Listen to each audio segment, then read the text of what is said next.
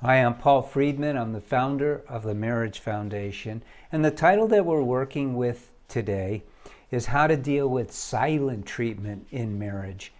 And hopefully you're already a subscriber, so you know that we approach things so differently. And I can't wait to read some of the comments that we get about how different we are. And we get them every day. And people appreciate it, and you will too. This topic, how to deal with silent treatment in marriage. And it was interesting because one person wrote, you don't play games, you don't teach us how to, get back at them. And really, you got to go back to the question, why did you get married in the first place? And you get married because you want to be happy, right? You get married because you fell in love. You get married because you want love in your marriage. So if your wife or your husband is giving you the silent treatment and you reciprocate, well, that's just a cycle of negativity that's going to expand and engulf both of you, and it's not getting you anywhere, and I bet you've already tried it, right? Usually what people do when they are encountering this silent treatment business, and I don't like it either. Nobody likes it. I don't have it in my house, thank God. But what they do is they try a number of things. They've listened to videos, they've read books, so they try reciprocating. They also try doing what is now called love bombing. I hope that expression doesn't last too long because it's a misnomer. And they try different things. None of it works. You got to look at why this is happening at all. Why would this happen when you have two people who both get married in order to be happy, both get married in order to experience love? What happened that it has reached a point? I mean, silent treatment is just another form of arguing. Let's be honest. It's just another attack. It's the ultimate passive-aggressive attack, but it doesn't define your wife or your husband. It just defines what they're resorting to. Why? Because they're so frustrated they don't know what else to do. And you might say, well, all we need to do is talk about it. Well, that's what women will say. Men will say, why don't they get it?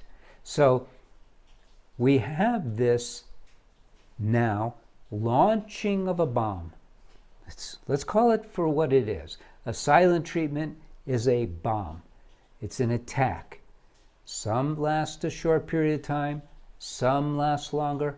We get emails at the Marriage Foundation when people write into our counselors for help, which is a free service, by the way, and they tell us sometimes months. How do they do it? How do they live it? And so our thing is very simple. You're not going to fix this. It's impossible to fix this. But you can fix the whole marriage. I mean, I hate to do this, but I'm going to create a parallel. If a dog is mangy and not cared for and maybe has rabies, then it has fleas, it stinks, it has foam on its mouth, it's biting people, all of these things, right? So do you deal with it's biting people? Do you deal with the fleas? Do you deal with the food problem? It probably has worm. No. What you do is you heal the dog. Your marriage is not working. Go back to why you got married. How did you behave before you got married? How did you behave when you were in love?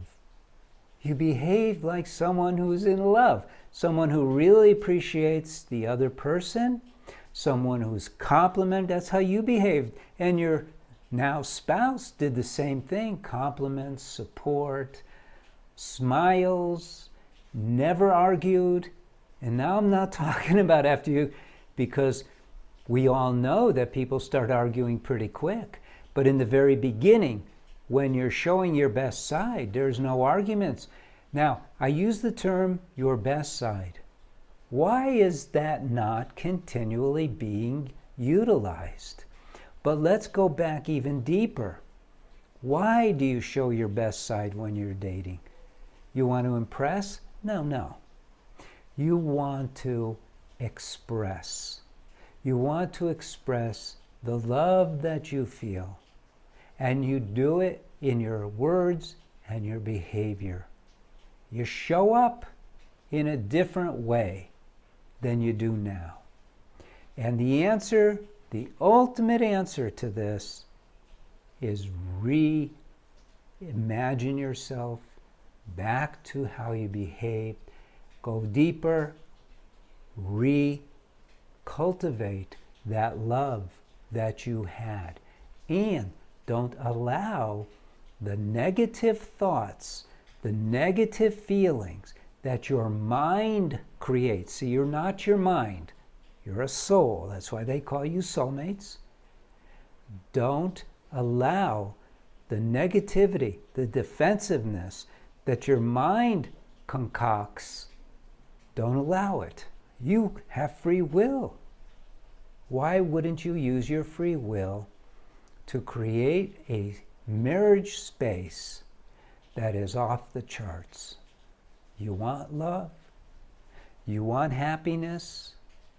Well, most of the unhappiness that we have is not caused by someone else. I'll go further. None of the unhappiness that you have is caused by someone else. You have free will. So if you choose to be happy, nothing and no one can make you unhappy because you have free will. You have volition. You're the one who decides. You know, the problem is in our society, and this is why so many people subscribe to the channel, because we teach marriage, not just marriage, but also about ourselves as human beings and what we should expect of ourselves and what we're capable of doing.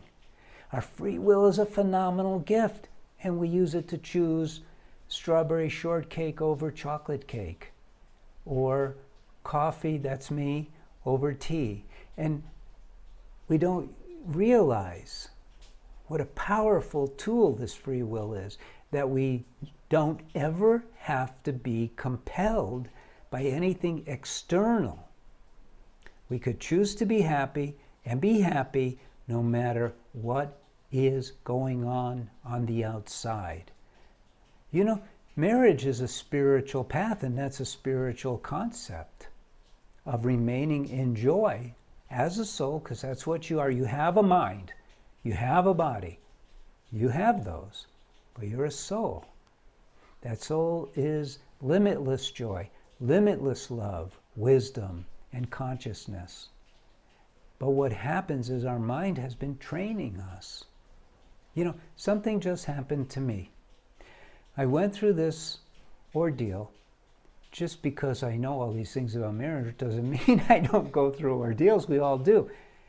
And finally it came to a close, literally after years. And the next day I'm thinking, there's something missing. There's something. Am I not having closure? Is there something else I have to do? And I'm thinking about this, and I'm thinking, fortunately I'm a meditator.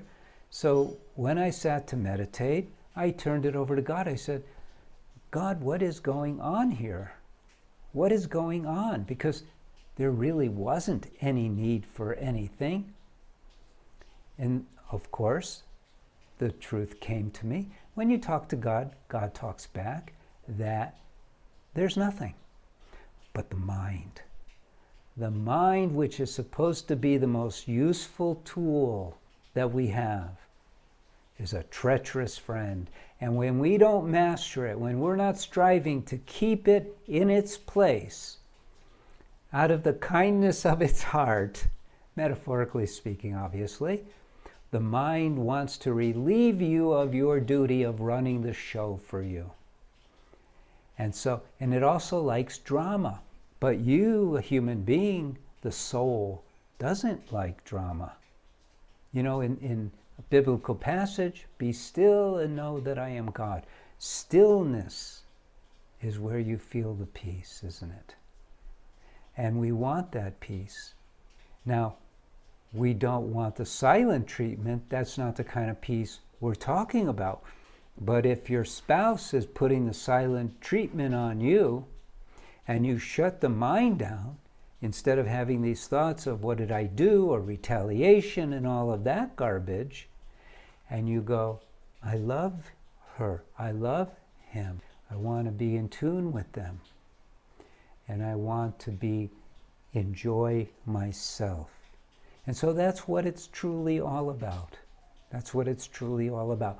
Recreate your marriage. Recreate your own thinking. You know, when people take our courses, we have two courses primarily. One is for men and one is for women. And you know where they start? They start with mastering the mind. Because it doesn't matter what you learn. If you can't master your own mind, it won't matter. Because then your mind, because of its habits and instincts, is going to do what it wants and drag you along with it. When all you want is joy, ever new joy, and love, ever expanding love. Isn't that true? I know it is. So that's it for this video, except now I'm going to talk about the training course we have coming up for people who want to become TMF counselors. So for those of you who are parting, who have no interest in being a counselor, I'm Paul Friedman. I founded the Marriage Foundation. Thank you for joining me, and we'll see you again.